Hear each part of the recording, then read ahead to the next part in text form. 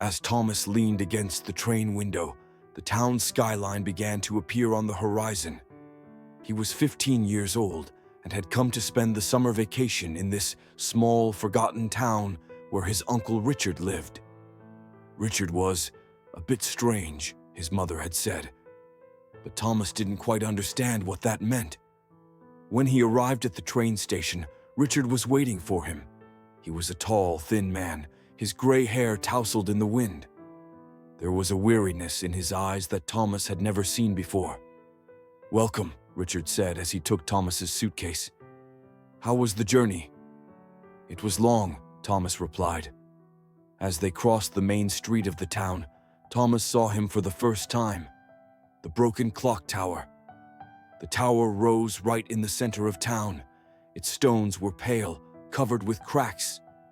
The dial of the clock was broken, and the hour and minute hands pointed to 3:47. But the strangest thing was that even though the clock was not ticking, the bells could be heard at night. "Uncle," Thomas asked, unable to take his eyes off the tower, "why does that clock always show the same time?" Richard paused. Then he said, "Because something happened at that time." Thomas wanted to ask more questions, but the expression on Richard's face stopped him, as if it was dangerous to even talk about it. That night at Richard's house, as Thomas looked out of the window at the clock tower, he noticed something. The shadow of the tower was longer than it should be, and it was as if it was moving. The next morning, Richard handed Thomas a piece of paper at the breakfast table. On it were 3 rules. Rule 1. If you hear bells ringing from the tower in the middle of the night, don't look out the window. Those bells are not ringing for you. Rule 2.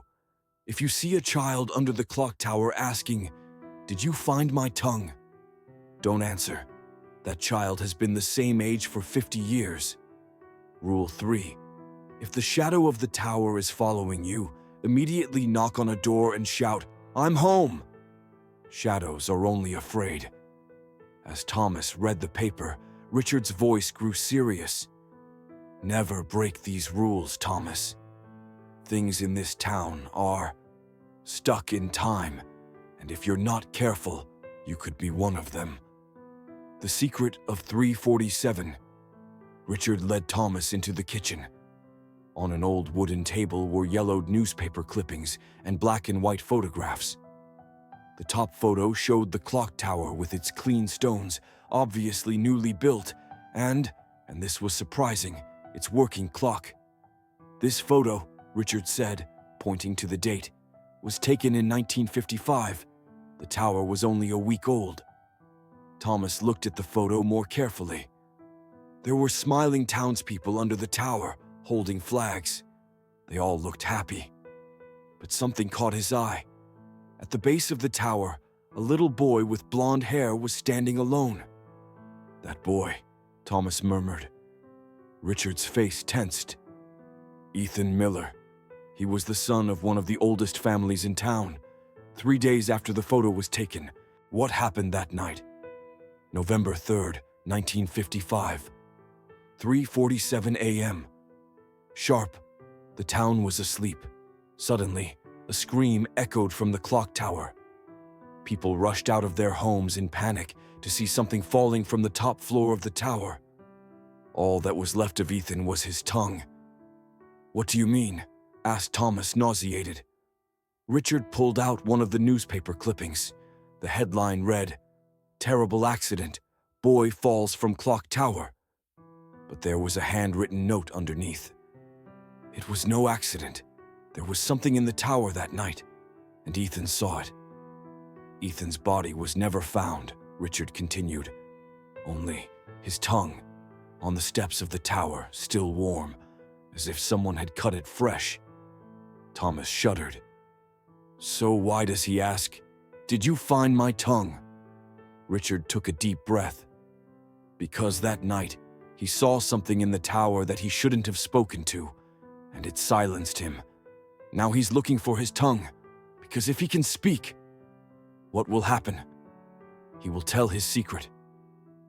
That night, Thomas heard the tower bells in his bed. 3:47. He tried hard not to look out the window. But then, knock, knock, knock. A sound at the window. Thomas slowly turned his head. Wet fingerprints were beginning to appear on the window pane. And on the other side of the glass stood a boy with wet blonde hair and black eyes. His mouth moved. "Did you find my tongue?" Thomas's blood ran cold. Because the boy's mouth was completely empty. Richard put down his sandwich. His hands were shaking slightly.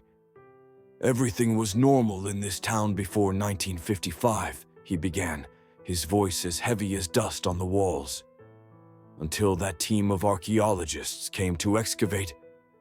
Thomas's eyes widened. "What excavation?" "They found something under the foundations of the tower."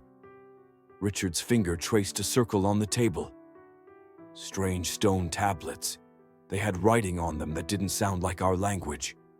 And the most frightening, he paused, some kind of seal. Outside, the wind suddenly picked up.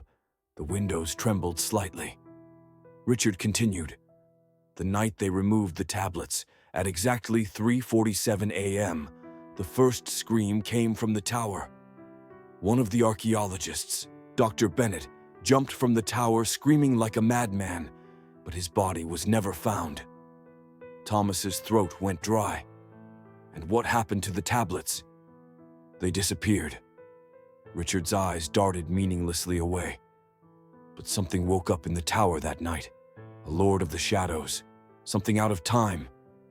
When Ethan saw it, Thomas was about to ask when the power went out in the house. In the dark, the clock on the wall read 3:47, even though the battery had been dead for years. Knock, knock, knock. A knock on the door. But this time it wasn't a normal human knocking. It was more like something clawing at the door with its long fingernails. Richard hugged Thomas. "Don't open it," he whispered. "That thing is called by the name written on the tablets. Vakhtangar. Something that seeps through the cracks of time. Something that lives in the shadows." Ethan saw its true face and had his tongue removed. The scratching at the door intensified. The boards began to creak. "Uncle," Thomas whispered, "why is it always 3:47? A tear fell from Richard's eye. "Because at that hour time itself cracks, and Vakhtangar seeps in through that crack. The tower is his gateway to this world. Ethan's tongue is..." Bam! The door suddenly collapsed inward. In the darkness, a tall, thin silhouette appeared in the doorway. He was at least 2.5 meters tall. His arms were abnormally long and his fingers thicker than Thomas's wrist. "Thomas!" Richard shouted. "Rule 3, now!" Thomas ran to the kitchen cupboard and knocked on it with his hand. "I'm here!" he shouted. The shadow froze instantly. It was as if he hesitated for a moment. Then, he slowly withdrew. But just before it disappeared, Thomas heard it clearly. "Give me my tongue." And then the electricity came back on. There was only a handful of black dust on the doorstep. Richard collapsed to the floor. "Now you know," he sobbed. "Vakhtangar is coming back, and if we don't find Ethan's tongue, we can't escape next time." Last confrontation. 3:47. Richard's hands trembled as he opened an old trunk. He pulled out a dusty kerosene lamp and a worn notebook. "Dr. Bennett's diary," he whispered. "The only thing the excavation team could salvage." Thomas opened the notebook. On the last page were frantically written notes. The ink faded with time. "The seal is broken.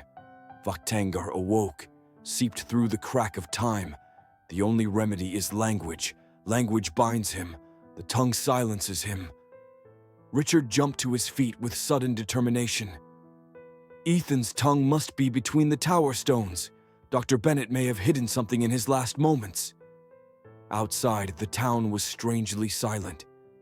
The street lamps flickered, and the shadow of the clock tower swallowed the whole square. When the duo reached the iron gate of the tower, the clock read 3:45 a.m. 2 minutes to go. As they climbed the stone stairs, Thomas noticed that the stones were wet under his feet. As they went up, a black liquid oozed from the cracks in the walls. It was as if the tower was bleeding. When they reached the top room, Richard raised the gas lamp. There were strange carvings on the wall, like writing on tablets, and in the center, a gap where a small stone had obviously been moved. "Here it is." Richard took it out. A small lead box came out of it. When Thomas opened it, inside was a small mummified tongue. It still had traces of dried blood on it.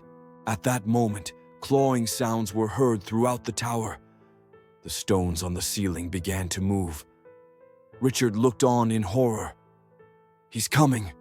Quickly, Thomas. You must get the tongue into the slot in the carving." With trembling hands, Thomas extended his tongue towards the stone carving. Just as he was about to touch it, bam! The ceiling collapsed.